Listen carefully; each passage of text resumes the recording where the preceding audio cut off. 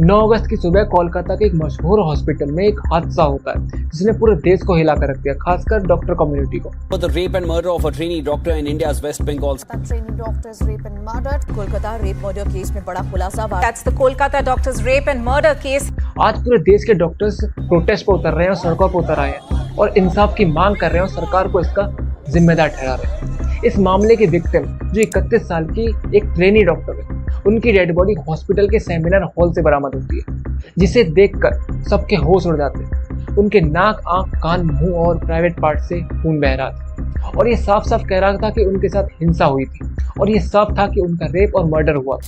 लेकिन इस हादसे के बाद जो हुआ उसने लोगों में गुस्सा और बढ़ दिया। हॉस्पिटल के मैनेजमेंट ने विक्टिम के परिवार को इन्फॉर्म करने के बजाय इस मामले को दबाने की कोशिश की और जब उन्होंने विक्टिम के परिवार को इन्फॉर्म किया तो उन्होंने ये कहा कि आपकी बेटी बीमार है और 3 घंटे बाद दोबारा इन्फॉर्म करते हैं कि उनकी बेटी ने सुसाइड कर ली। हॉस्पिटल का झूठ और उनकी नीयत पर सवाल उठ रहे थे और जब विक्टिम का परिवार अपनी बेटी से मिलने हॉस्पिटल गया तो उन्हें 3 घंटे और वेट करना पड़ा। तब तक ये खबर मीडिया, सोशल मीडिया पर फैल चुकी थी और लोग हॉस्पिटल की नीयत और उनकी कवर अप से नाराज थे। ये मामला बढ़ता गया और कई सवाल उठने लगे। पहला कि हॉस्पिटल की मैनेजमेंट विक्टिम के परिवार को झूठ क्यों बोला। दूसरा कि जब साफ तौर पर दिख रहा था कि ये फॉल प्ले का केस है तो इसको सुसाइड का नैरेटिव क्यों बनाया जा रहा था। क्या एविडेंस के साथ छेड़छाड़ करने की कोशिश की जा रही थी? क्या पश्चिम बंगाल की सरकार इस केस को दबाना चाह रही थी? आज मैं इस केस में जो कुछ हुआ वो सब बताऊंगा। मोमिता देवनाथ जो 31 साल की एक मेडिकल स्टूडेंट थी जो डॉक्टर बनने की तैयारी कर रही थी। उनका सपना था कि एक बड़े डॉक्टर बनेगी और इस सपने को पूरा करने के लिए वो जी जान लगा रही थी।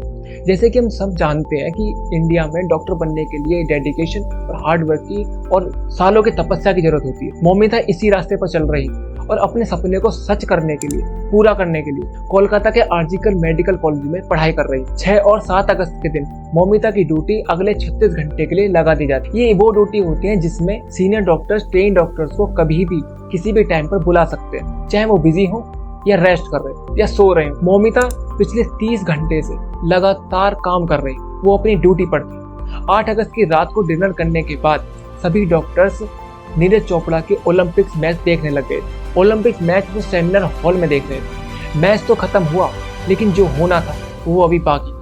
मैच खत्म होने के बाद सभी डॉक्टर्स अपने अपने अपार्टमेंट में चले गए और अपने अपना काम करने लगे। लेकिन मोमिता देवनाथ सेमिनार हॉल में ही रुकी क्योंकि उन्हें थोड़ा सा रेस्ट करना था। अभी तकरीबन रात के 2 बज रहे। मोमिता रेस्ट करते करते उनको नींद आ जाती है और वो वहीं पर सो जाती है। 10 अगस्त के करीब सुबह 4 बजे कुछ दरिंदों ने सेमिनार हॉल में घुसकर मोमिता के साथ जबरदस्ती की, उनका रेप किया और उनका मर्डर कर दी। जब सुबह 6 बजे हॉस्पिटल मैनेजमेंट को मोमिता की डेड बॉडी मिलती है तो डेड बॉडी देखकर सब दंग रह जाते हैं। ऑटोप्सी रिपोर्ट में ये पता चलता कि मोमिता के मर्डर से पहले उसका सेक्सुअल असॉल्ट हुआ था। उसके शरीर पर मल्टीपल इंजरिंग थी जो इस बात का सबूत थी कि उसके साथ कितनी बेहद हिंसा हुई। मोमिता का कई हड्डियां टूटी गई और उसके शरीर से कई अंगों से खून निकल रहा। सोर्स ये भी कहते हैं कि मोमिता की नोज और माउथ को कवर अप किया गया जिससे कि वो हेल्प के लिए ना चिल्ला सके और उनके सिर को एक बॉल में भी मारा गया था। ये वाकया सिर्फ एक डॉक्टर के साथ हुई दरिंदगी का नहीं है बल्कि इंसानियत पर लगा एक तमाचा है।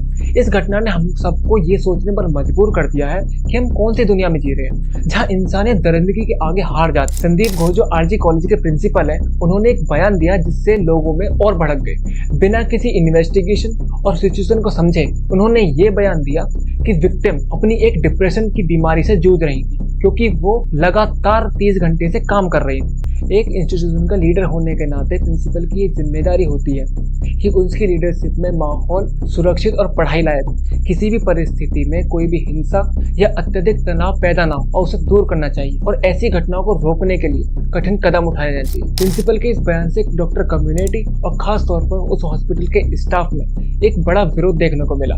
डॉक्टर्स और दूसरे हेल्थ वर्कर्स जिन्होंने अपनी एक साथी को खो दिया था, उन्होंने संदीप घोष के इस बयान को जिम्मेदारी से बचने का एक प्रयास माना। उन्होंने इसके लिए प्रोटेस्ट किए और विक्टिम के न्याय की मांग की। बढ़ती हुई नाराजगी को देखकर संदीप घोष ने अपने पद से इस्तीफा देने को मजबूर कर दिया। लेकिन विवाद यहीं खत्म नहीं हुआ। उसके इस्तीफे को गलत मानने और उसकी जिम्मेदारी को पूरा करने की बजाय राज्य सरकार ने बीच में आकर उसके इस्तीफे को रोक दिया। सरकार ने संदीप घोष का ट्रांसफर एक दूसरे मेडिकल कॉलेज में कर दिया जिससे लोगों में और गुस्सा बढ़ने लगा। बहुत से लोगों को ये ट्रांसफर एक कवर अप जैसा लगा, जैसे मामले को दबाकर खत्म करने की कोशिश की जा रही हो। सरकार के इस फैसले से प्रोटेस्ट कर रहे लोगों में ट्रस्ट कम होने लगा। उन्हें लगने लगा कि सरकार ऑफिसर्स को बचाने में ज्यादा इंटरेस्टेड है, ना कि विक्टिम को न्याय दिलाने में। इस फैसले ने प्रोटेस्टर्स के बीच और आम जनता के बीच निराशा और उनको गुस्से से भर दिया। ये एक ऐसा मामला था जहां किसी ने एक बड़ा गलत काम किया हो और वो पावर के चक्कर में बचकर निकल गया, जहां जनता और मीडिया सरकार के इस फैसले को क्रिटिसाइज कर रही है कि सरकार ने प्रिंसिपल का ट्रांसफर कर दिया, ना बल्कि उसे हटाया। ये न्याय और ट्रांसपेरेंसी के खिलाफ है।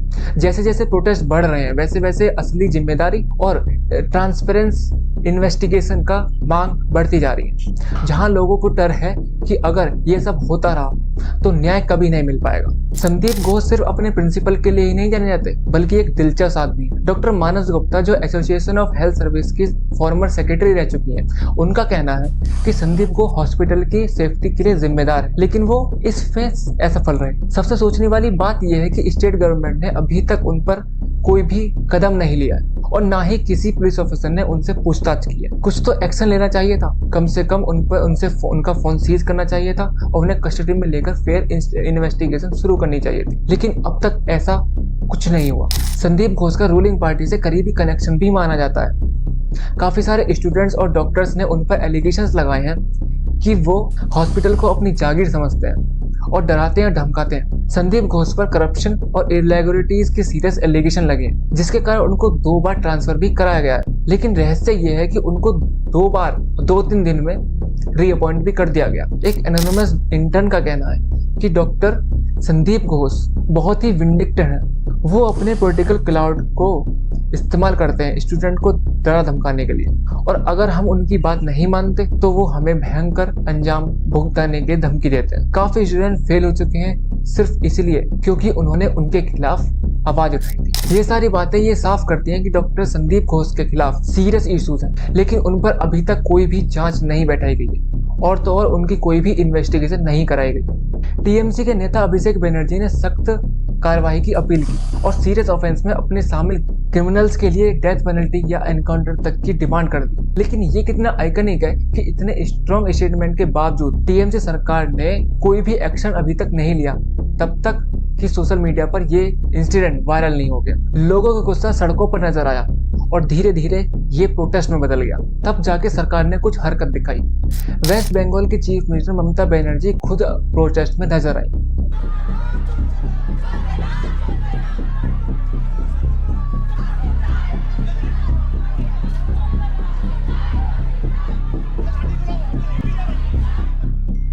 अपनी ही सरकार के खिलाफ प्रोटेस्ट करती हुई नजर आई।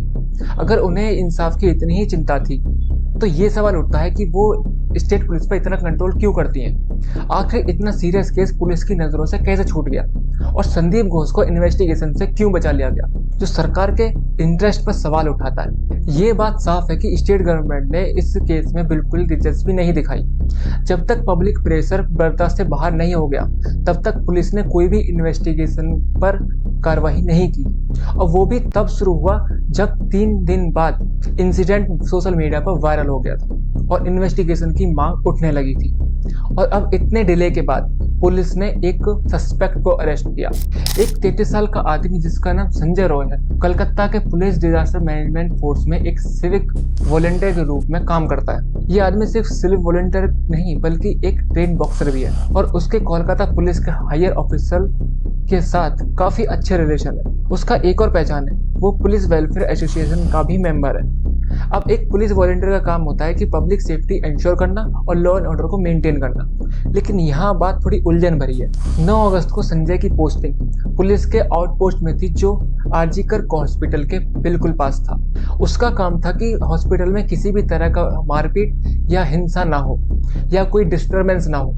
अगर कोई भी टेंशन क्रिएट होती है तो पुलिस को इन्फॉर्म करे। वहाँ उसे ये भी इंश्योर करना था कि पेशेंट्स के फैमिली के बीच और डॉक्टर के बीच स्मूथ कन्वर्जेशन और कोऑर्डिनेशन बनी रहे। लेकिन ये ऐसा लग रहा था कि चोर को ही घर की रखवाली के लिए रख दिया गया हो, क्योंकि संजय रॉय की अपनी खुद की हिस्ट्री ज़्यादा अच्छी नहीं है। उस पर पहले से ही 4 फाइल कंप्लेंट्स हैं। ऊपर से उसकी बीवी ने भी उसके अगेंस्ट पुलिस कंप्लेंट भी फाइल की है, ये कहकर कि वो उसको मारता पीटता था और गालियां भी देता था। वैसे तो आजकल जो भी अपने घर पर किराएदार रखता है कि वो भी वेरिफिकेशन के बाद रखता है ताकि आगे चलकर उसको कोई दिक्कत ना हो, लेकिन यहाँ तो खुद पुलिस ने संजय जैसे आदमी को वॉलंटियर बना दिया जो खुद लोगों की हेल्प करने के बजाय उनकी मुसीबत बन गया। संजय रॉय ने पुलिस के सामने ये कन्फेस किया कि उसी ने ही ये सब कांड किया, लेकिन उसकी माँ का कुछ और ही कहना है। उसकी माँ कहती है कि पुलिस उसको फंसा रही है और ये सब एक साजिश है जिससे कि पुलिस पर कोई सवाल ना उठ सके, लेकिन फिर भी कुछ सवाल जरूर उठते हैं। संजय रॉय को कैसे पता था कि विक्टिम 3rd फ्लोर पर एक सेमिनार में थी, वो भी एग्जैक्ट टाइम पर? क्या संजय रॉय अकेला था या उसके साथ कोई और भी था? क्या ये संजय के पास बस एक मोहरे की तरह यूज किया जा रहा है किसी और के प्लान को एग्जीक्यूट करने के लिए?